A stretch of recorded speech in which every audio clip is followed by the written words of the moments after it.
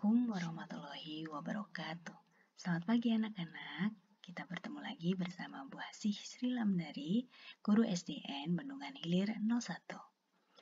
Nah, anak-anak kelas 4, hari ini kita akan belajar tema 3, subtema 1, pembelajaran 5. Muatan pelajaran pada pembelajaran hari ini yaitu adalah IPS KD 3.1. Materinya tentang karakteristik ruang dan pemanfaatan sumber daya alam. Kemudian SPDP KD 3.4, materi tentang karya seni kolase dan apresiasi seni. Anak-anak, nah sebelumnya kalian sudah belajar tentang padi.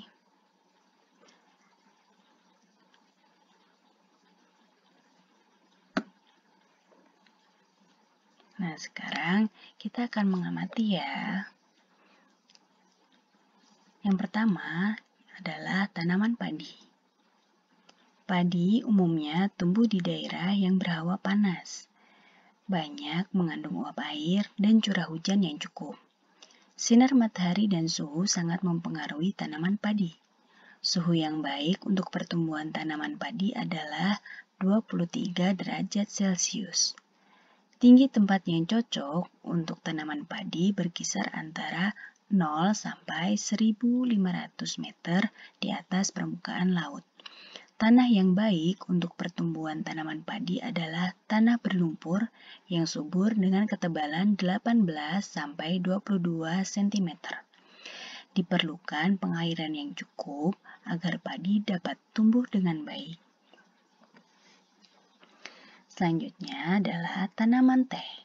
Anak-anak sudah pernah belum ke kebun teh?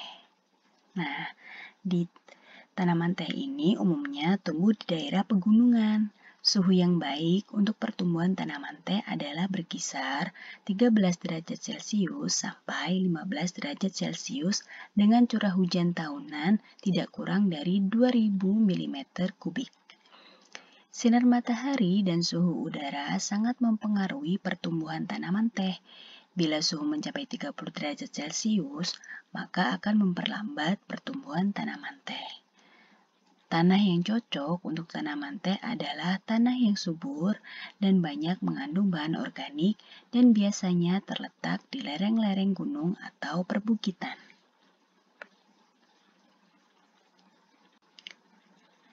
Nah, anak-anak, kondisi dan karakteristik alam yang berbeda mempengaruhi jenis tumbuhan yang hidup di sekitar wilayah tersebut. Nah, sekarang kita simak bersama ya video pembelajaran tentang kondisi geografis Indonesia dan sumber daya alamnya dari channel YouTube Pustaka Rama.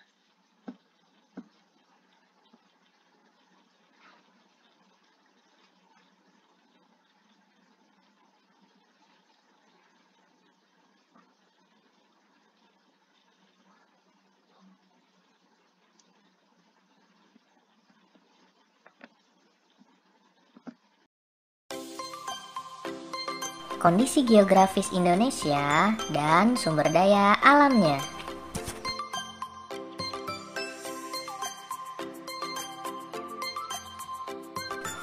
Kali ini kita akan mempelajari tentang kondisi geografis pada wilayah Indonesia beserta sumber daya alamnya. Simak penjelasannya ya.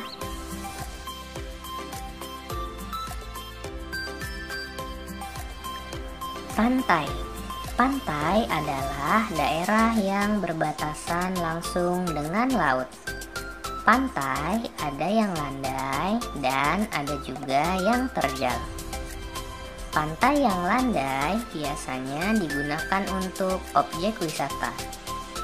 Sumber daya alam yang ada di daerah ini diantaranya yaitu pasir pantai, ikan, rumput laut, pasang surut air laut, garam, dan tanaman mangrove.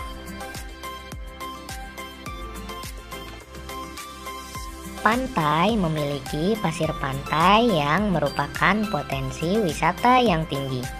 Pasir pantai merupakan tempat bermain dan berlibur yang sangat populer. Pantai dengan pasir putih seperti Kute, Seminyak, dan Senggigi merupakan objek wisata yang banyak dikunjungi. Pantai juga merupakan lokasi perikanan yang penting. Ikan dan hewan laut lain seperti udang dihasilkan baik dari budidaya di keramba ataupun penangkapan. Selain itu, pantai juga merupakan lokasi produksi garam. Garam yang dihasilkan dari air laut dialirkan ke kolam penampungan, kemudian dikeringkan. Hutan bakau atau mangrove yang menghasilkan kayu bakau dan berbagai obat-obatan juga banyak terdapat di pantai. Dataran tinggi. Dataran tinggi adalah permukaan bumi yang ketinggiannya 500 meter di atas permukaan laut.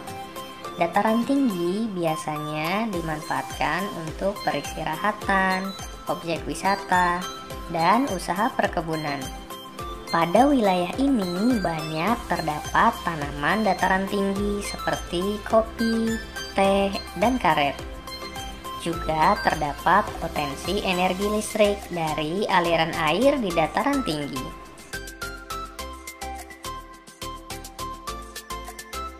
Beberapa tanaman hanya bisa tumbuh di daerah yang terletak di dataran tinggi.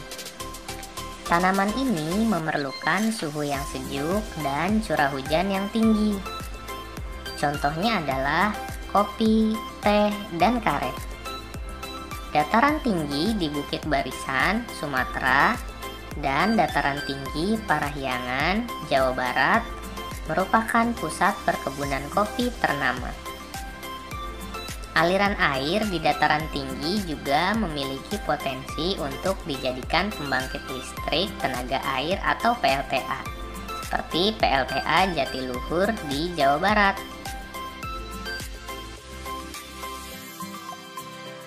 Dataran rendah. Dataran rendah adalah permukaan bumi yang datar dengan ketinggian kurang dari 200 meter dari atas permukaan laut. Pada umumnya, dataran rendah berada di sekitar pesisir pantai. Dataran rendah banyak digunakan untuk berbagai keperluan, di antaranya pertanian, peternakan, perumahan, dan industri, serta beberapa jenis kegiatan perkebunan seperti padi, jagung, kedelai, tembakau, rotan, juga perikanan dan peternakan banyak terdapat di dataran rendah. Beberapa tanaman hanya bisa tumbuh di daerah yang terletak di dataran rendah. Tanaman ini memerlukan suhu yang tinggi dan lahan yang datar. Contohnya adalah padi, jagung, dan tembakau. Dataran rendah di pesisir utara Jawa merupakan pusat pertanian padi. Wilayah ini membentang mulai dari Karawang di Jawa Barat hingga Lamongan di Jawa Timur. Tembakau juga ditanam di dataran rendah, terutama saat musim kemarau yang tidak memungkinkan ditanamnya padi. Perikanan di dataran rendah dilakukan di tambak yang menghasilkan udang dan ikan gabus serta lele.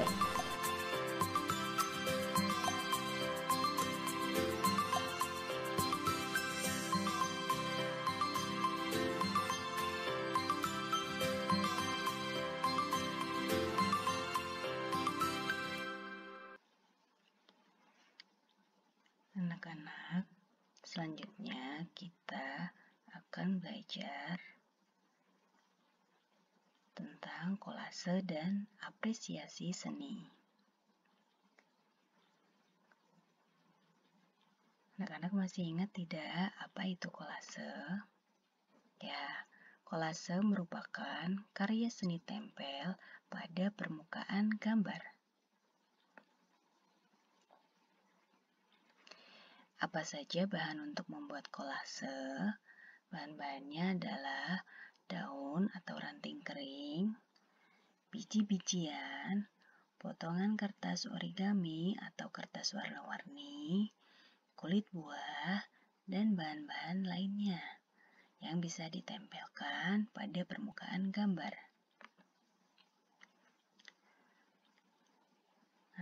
anak-anak, lalu apakah itu apresiasi seni? Apresiasi seni merupakan suatu penilaian terhadap suatu karya seni, mulai dari mengenali, menilai, dan menghargai makna atau nilai-nilai yang terkandung dalam karya seni tersebut.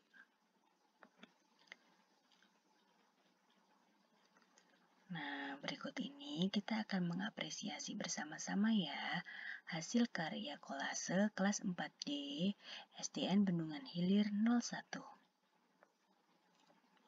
Ada yang membuat ulat dari daun, ada yang membuat semut dari daun juga, ada yang membuat ulat dari daun, membuat kura-kura dari daun kering dan daun yang masih basah ya, bagus sekali. Kemudian ada juga yang membuat bunga dari biji-bijian, buat ikan dari daun, membuat kolase kupu-kupu dari daun, kemudian ikan, kolase ulat, kolase ikan, kolase angsa, kolase penguin, kolase kura-kura, dan kolase ikan. Wah, bagus-bagus sekali ya hasil karya anak-anak kelas 4D, sangat kreatif dan menginspirasi. Selain itu masih ada loh. Nah, ada wisata laut, kolasenya ada burung, kemudian kupu-kupu, ada kolase ulat dari daun juga, kura-kura, dan ada ikan, dan ini ada kupu-kupu, ada bebek, ada ikan dan bintang laut. Kemudian ini juga kolase di sungai ya, ada ikan. Ini itu semua adalah hasil karya kolase kelas 4D yang bisa menjadi inspirasi kita karena sangat bagus-bagus sekali, luar biasa hebat semua kelas 4D. Nah, anak-anak, demikian ya pembelajaran kita hari ini. Semoga bermanfaat. Wassalamualaikum warahmatullahi wabarakatuh.